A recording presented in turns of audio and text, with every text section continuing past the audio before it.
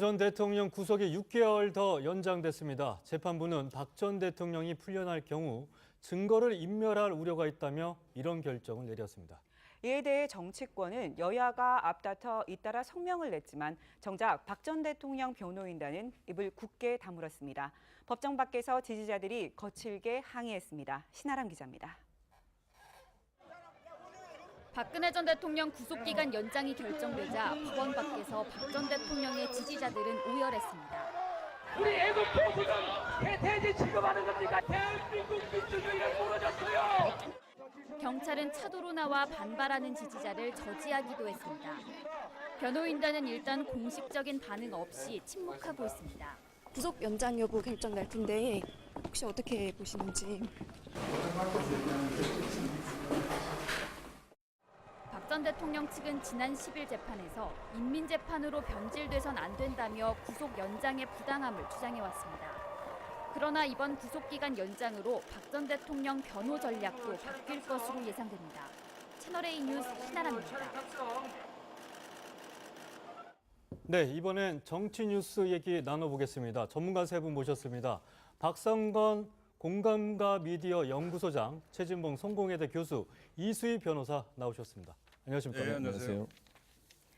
네, 자, 오늘 대부분 신문 일면을 장식한 소식으로 얘기를 나눠보겠습니다. 경향신문 일면입니다. 박근혜 증거인멸 염려로 구속 연장됐다 이런 기사가 제목으로 뽑혔습니다. 박 전 대통령의 증거인멸 가능성 때문이다 이렇게 얘기를 했는데 어떻게 보십니까?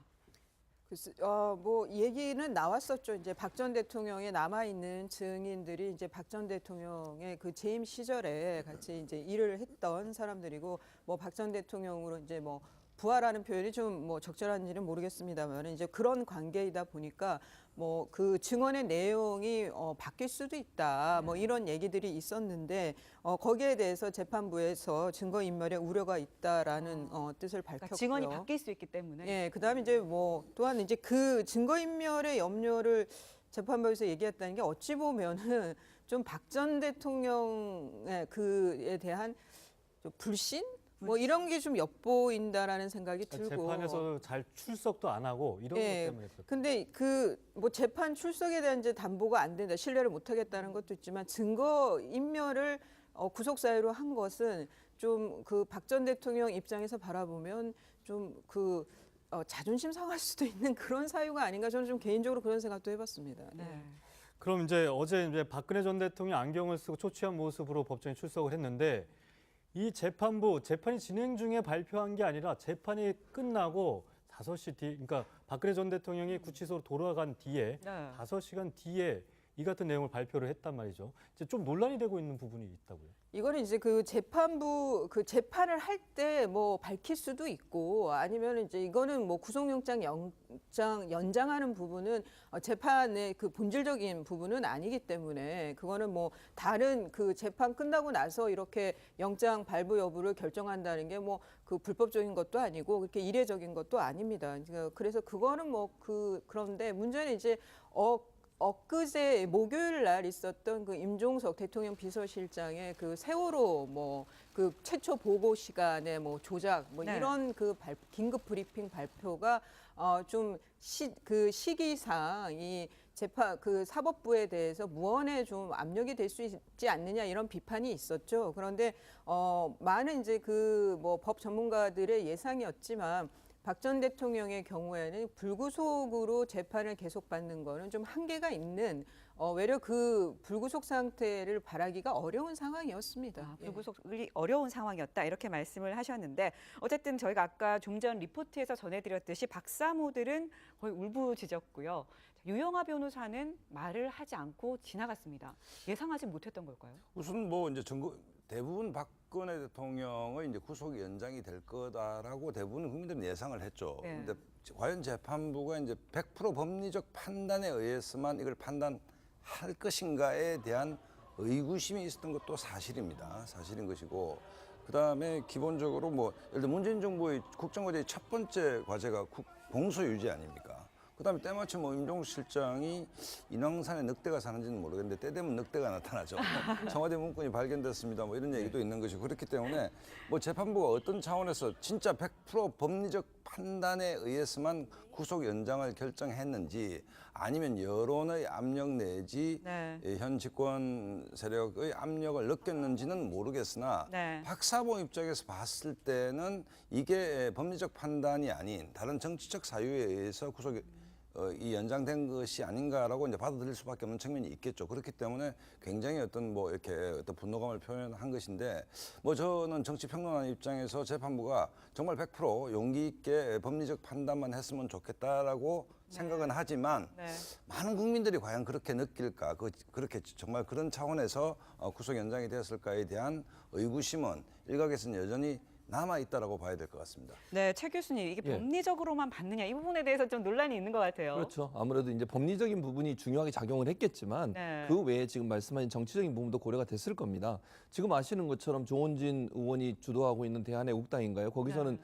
뭐 금식이라고 표현이 아니죠. 이건 종교적으로는 그러니까 단식이죠. 단식을 하면서까지 거부하고 있고 태극기 집회하시는 분들은 법원 앞에 가서도 계속 집회를 하고 있는 상황 아니겠습니까? 네네. 만약 박근혜 전 대통령이 석방이 돼가지고 네. 집에서 왔다 갔다 재판을 받으시면 제가 볼 때 거기 막 들어 누우실 분 많으실 것 같아요. 그러니까 재판이 원활하게 진행이 안 될 수 있고요. 네. 만약에 경호 문제나 안전 문제까지 고려하면 지난번에 박근혜 전 대통령이 검찰에 출두했을 때도 그러니 10,000명 정도가 법원에서 아무 일도 못 봤어요. 일반인들에도 엄청난 피해를 주는 상황이고 그래서 물론 법리적으로 분명히 증거인멸에 영향이 있는 건 분명한 것 같습니다. 왜냐하면 아직도 증인을 30명 정도 더 불러야 돼요. 2달 이상의 재판이 필요하고요. 아, 네. 또 중형이 선고될 가능성이 높은 상황이에요. 그렇다고 하면 일반적으로 구속영장을 연장하는 것이 일반적인 법원의 판례이기 때문에 그런 상황에서 이제 법리적 판단도 있었을 것이고 거기에 플러스해서 방금 말씀하신 정치적인 고려나 상황적 고려도 했을 가능성이 있다고 보여집니다. 네.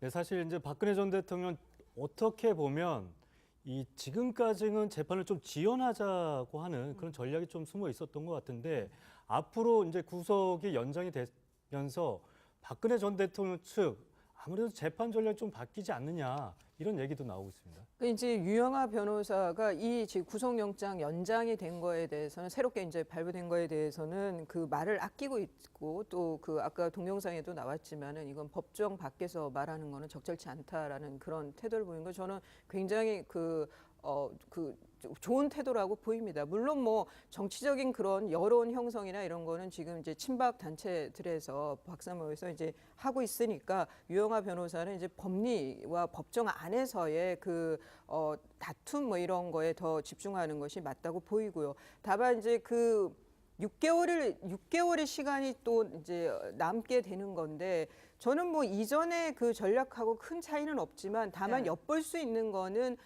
재판부에서 뭐 무죄 추정의 원칙은 이제 계속 유지가 되지만 어쨌거나 재판부의 심증을 조금은 그래도 엿볼 수 있는 결정이라고 보이거든요. 그러면 이제 유죄 심증을 더 갖고 있는 재판부다라는 판단을 하고 대응을 할 겁니다. 네, 지금 박 전 대통령 구속이 연장되면서 어쨌든 이제 자유한국당에서는 박 전 대통령 출당 조치가 불가피할 것 같습니다. 계속 이 홍준표 대표가 계속 시사를 하고 있는데요.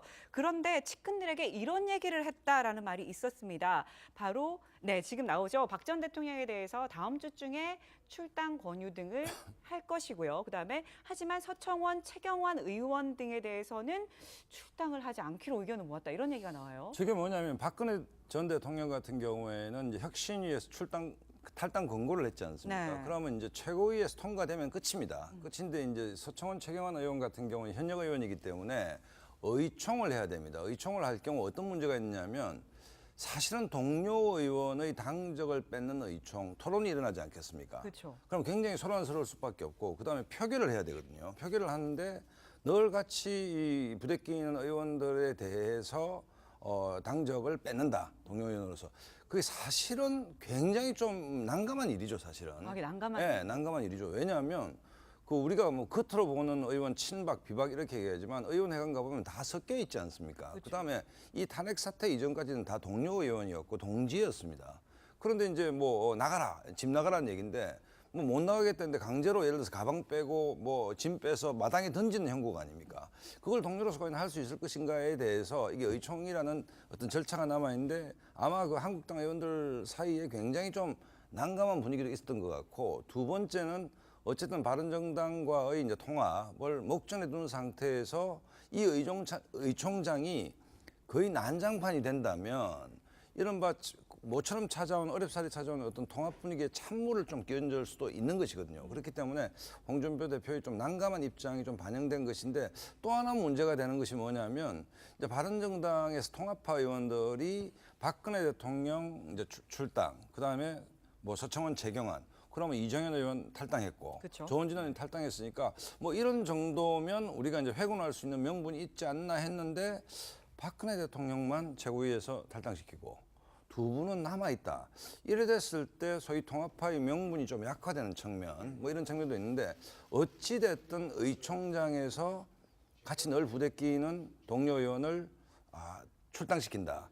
이게 상당히 그 한국당 의원들 사이에 부담스러운 것만은 아마 사실일 겁니다. 네. 네, 현재까지 뭐 박근혜 전 대통령 측은 자진 탈당을 못하겠다. 쫓아내려면 쫓아내라 이런 입장을 했는데 박근혜 전 대통령이 할 말이 좀 있는 것 같은데 1심 전에 이 1심 재판이 끝난 후 뭐 심경을 밝히겠다 이런 입장을 취하기도 했습니다. 그래서 이제 박근혜 대통령이 유영하 변호사에는 아무도 안 만나고 있고 도대체 이제 무슨 생각을 하고 있는지는 알 수가 없으나 우리가 이제 이 통상의 어떤 한국 현대 정치사에서의 정치 문법이 있죠. 왜냐하면 뭐 그때 막강한 거의 제왕적 총재였던 김대중, 김영삼 두 정치인도 스스로 만든 당에서 어려웠을 때는 스스로 자진 탈당을 했거든요. 그러면 유무죄를 떠나서 정치적으로 본다면 박근혜 대통령 이런 자세가 어쨌든 보수 진영에 굉장히 어려움을 주고 있다. 어려움을 주고 있다. 스스로가 이제 당적을 좀 정리해줘야 그다음에 후배 정치인들이 좀 홀가분하게 뭔가 새로운 지평을 열어갈 수 있는데 이런 형태로 뭔가 할 말이 많다.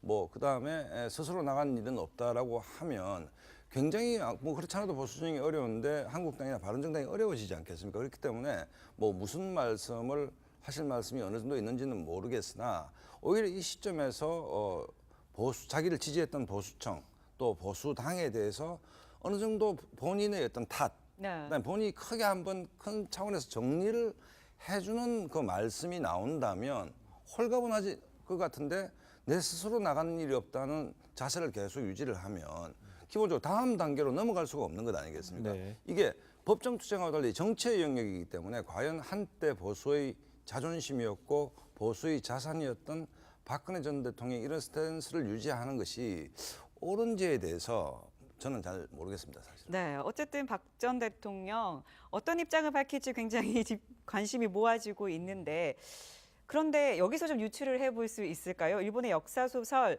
대망이라는 책을 열독하고 있다고요. 그러니까요. 아마 감옥에서 열심히 보고 계시는 것 같은데 이 대망이라는 책에 나오는 주인공이 두 명 있는데요. 그중에 한 사람이 이제 주인공은 도쿠가와 이에야스인데 이 사람이 항상 2인자로 저기서 묘사가 되고 있습니다. 네. 그런데 본인이 계속 2인자로 어렵게 삶을 살다가 결국 오다 도요토미라는 1인자를 꺾고 최후의 승리를 한다는 게 소설의 내용이에요. 네. 결국 본인이 감옥에서 지내면서 지금 어려운 상황에 처해 있는데 결국 본인도 이 주인공처럼 1인자를 꺾고 다시 부활할 수 있을 거라는 희망을 찾는 게 아닌가 하는 생각이 듭니다. 뭐 이제 본인의 심리적 상태를 위해서는 도움이 될 수도 있을 것 같아요. 왜냐하면 너무 이제 침체되어 있는 본인의 상황, 심리적 상황을 좀 올리기 위해서는 그렇게 필요할 수 있겠고 그러나 다만 저는 이렇게 생각해요. 이 소설을 읽으면서 희망을 찾는 건 좋지만 그게 반성의 의미가 돼야 된다는 것이고요. 다시 무슨 정치적 뭘 모색하고 이런 모습으로 발현되는 것은 바람직하지 않고 박상은 우리 소장님 얘기하셨던 것처럼 본인이 먼저 정리를 해주는 것이 보수를 위해서 좋다고 저는 생각을 해요. 그렇게 저렇게 계속 문제를 삼고 본인이 나서가지고 뭔가 할 말을 하겠다고 하고 이러는 순간 보수 전체가 괴멸할 수 있고요. 또 자유한국당한테 전혀 도움이 안 된다고 저는 생각하거든요. 그래서 정말 심리적으로 어려운 부분들을 보완하기 위해서 소설을 읽고 힘을 얻는 건 좋지만 그것이 정치적으로 뭔가 새로운 도모를 하려는 시도로 가는 것은 도리어 본인뿐만 아니라 보수 전체에게도 부정적 영향을 미칠 가능성이 있다고 생각이 됩니다. 네, 자, 보수가 좀 어려움에 처했다 이런 얘기 지금 계속 하고 계신데요. 자, 다음 주제도 이와 관련된 주제입니다.